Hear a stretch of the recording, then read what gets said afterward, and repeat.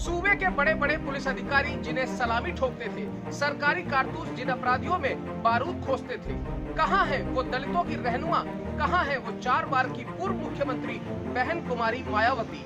आज हर कोई ये जानना चाहता है क्योंकि यूपी विधानसभा चुनाव नजदीक है, लेकिन मायावती नजर नहीं आ रही है। क्या मायावती ने यूपी विधानसभा चुनाव से पहले हार मान ली है या फिर उनके पास ऐसा मास्टर स्ट्रोक है जिसे वो एन मौके पर खेलेंगी?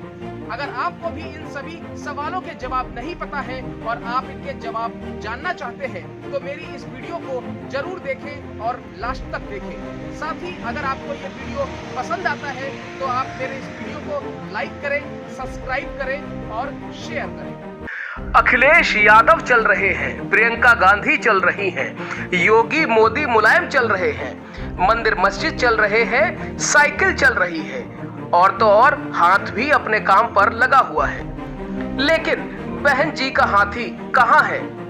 क्या मूर्ति बनने के बाद हाथी जम तो नहीं गया?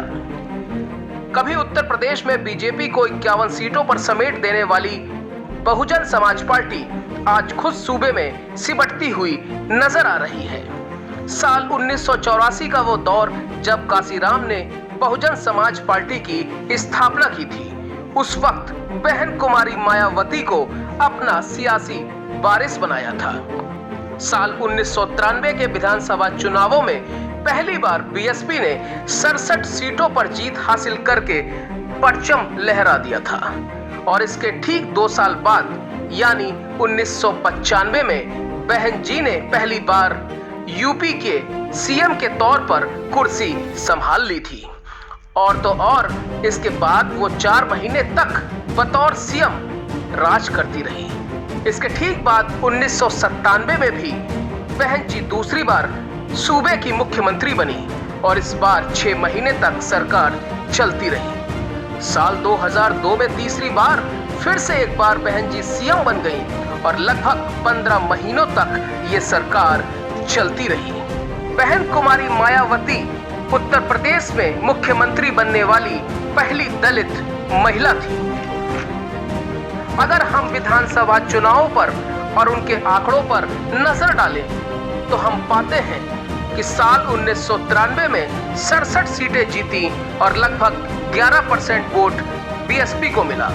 इसके ठीक बाद 1996 में फिर से बहन जी की पार्टी ने 67 सीटें जीती और लगभग इस बार 20% वोट बीएसपी के खाते में गया।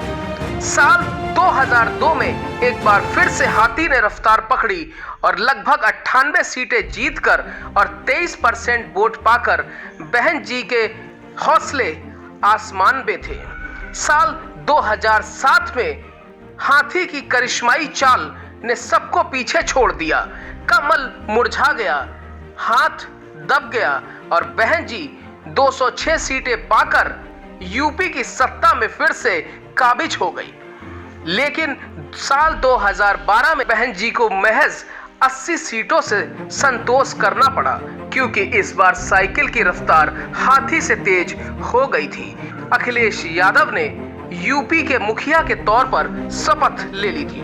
साल 2007 के चुनावों में बहन जी ने एक नारा दिया था, ब्राह्मण शंख बजाएगा और हाथी बढ़ता जाएगा, और इसका असर ये हुआ कि 2007 के चुनावों में 206 सीटें बीएसपी ने अपने पाले में कर ली। फिलहाल इस बार की स्ट्रेटजी पर अगर नजर डालें तो सबसे ज्यादा ब्राह्मणों पर फोकस कर रही है बीएसपी।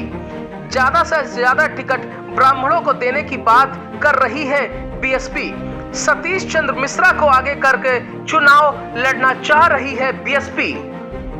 वाकई क्या ब्राह्मण वोट बैंक इतना अहम है? जी हां, अगर उत्तर प्रदेश की बात करें तो लगभग यूपी में 16% ब्राह्मण वोट बैंक है। यूपी में अब तक 21 मुख्यमंत्री हुए जिसमें से लगभग 6 ब्राह्मण हुए हैं।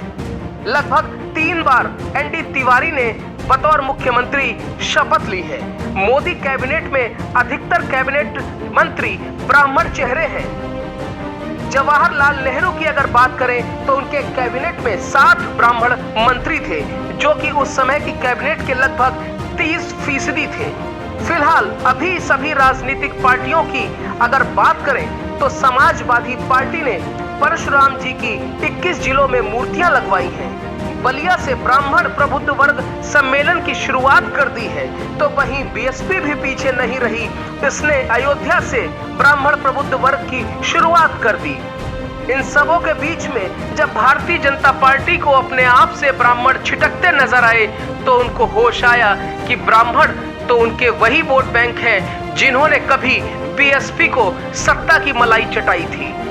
फिलहाल इन सबों के बीच उत्तर प्रदेश बीजेपी के कई बड़े ब्राह्मण चेहरे धर्मेंद्र प्रधान से मुलाकात करते हैं। बीजेपी ये जानती है कि ब्राह्मण जिस तरफ चला जाएगा उत्तर प्रदेश के सत्ता की चाबी वहीं से निकलेगी।